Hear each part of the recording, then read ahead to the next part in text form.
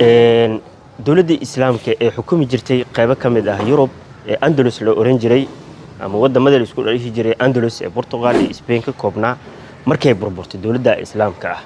Spain iyo Portugal waxay go'aan ku gaareen inay xaqiijiyaan si aysan u soo laabanin dowladda islaamka ee 500 sano xukumaysay fikirkoodu wuxuu keenay in ay meel walba dowladaha islaamka ay haysteen ay soo aadaan sidoo kale Spain waxay aadeen qaybo ka mid ah Africa Central Africa iyo Latin America aadeen Portugal kana sidoo kale xeebihii bariga Africa ahaa ay soo aadeen waxay ku fikireen marka Portugiiska waxay ku fikireen waxyaabihii dowladda islaamka xilliga haysatay ku caawin jirtay si baahiyahooda ee u dhameystirmaan meelahay ka soo qaadi jireen dowladda islaamka ee ka soo qaadi jirtay inay aadaan waxyaabihii bariga fog Asia laga keeni jiray bay ku fikireen inay ayaga iskood u raadsadeen maadaama dowladdii islaamka ahayd ee Andalus xukumaysay meesha ka baxday taas waxay keentay in qof ay soo direen oo ku fikireen inuu aado India uu aado qofka wuxuu ahaa qofkan raba hadda inaan ka sheekeeyo la oran jiray Vasco da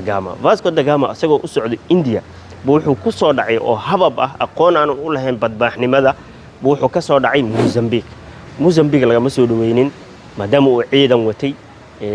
dadkii horena ganacsatada lagu sheegay ciidan ahaan iyo qaabkaas loo fikiri jiray Yurub saasi u fikiri jirtay markuu yimid Mozambique waxay u arkeen Mozambikiyiinta in qofkan uu wadankooda halis uu ku yahay ama kheyraadkooda halis uu ku yahay nadhaafay ku yiraahdeen niyo sidoo kale wuxuu soo aadaaliyay Zanzibarna way soo ciirisay Mombasa ka soo degay Mombasana sidoo kale way ciirisay xaakimkii xukumi jiray wilaayadan Malindi baa soo dhaweeyay taasaa keentay inuu asagana ku fikiro in meesha meel laga soo dhaweeyo maadaama ay tahay taalo uu ka dhiso taaladaas oo xasuusta ay tahay tiisa sidoo kale markuu halkaan yimid 1498 inay ahayd la sheegaa dhamaadkii qarniga 14aad sidoo kale wuxuu u dhaafaa liiri dhanka iyo Soomaaliya aadista Soomaaliya uu aaday ayadana sidoo kale lama soo dhaweynin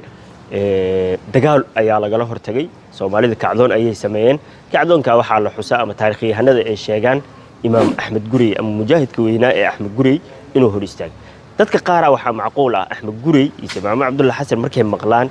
inay isku xilli ahaayeen inay u fahmaan Ahmed Gurey wuxuu la dagaalamay Ingiriiska ma ahayn wuxuu ahaa Portugiisku la dagaalamay halka Said Maxamed Abdullah Xasanna uu Ingiriiska la dagaalamay Portugiiska Ingiriiska waxa u dhaxeeyay ku dhawaad 300 sano 400 sano u dhaxeysay xagga markii laga soo ciriyay halkaan uu ku soo laabtay wuxuu dhisay taaladan idin muuqata halkan magaalada Malindi ku dhaxtaa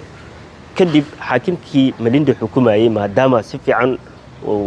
ninkan ay isku fahmeen Portugiiska ah wuxuu go'aan ku gaaray in uu siiyo qof aqoon-yahan ah badda aqoon u leh waxa joogay magaalada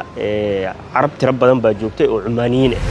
Cumaaniyiintaas waxa ku jiray nin badmaax ah Ahmed ibn Majid li yiraahdo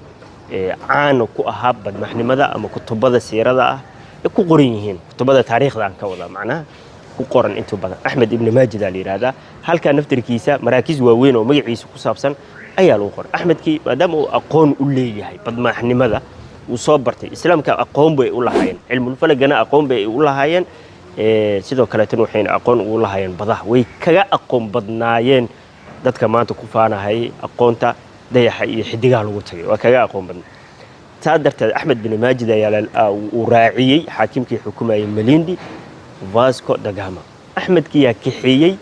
halkaan ka kixiyay Malindi wuxuu geeyay India qayb ka mid ah waxa la sheegaa in uu geeyay Calcutta magaalada Liira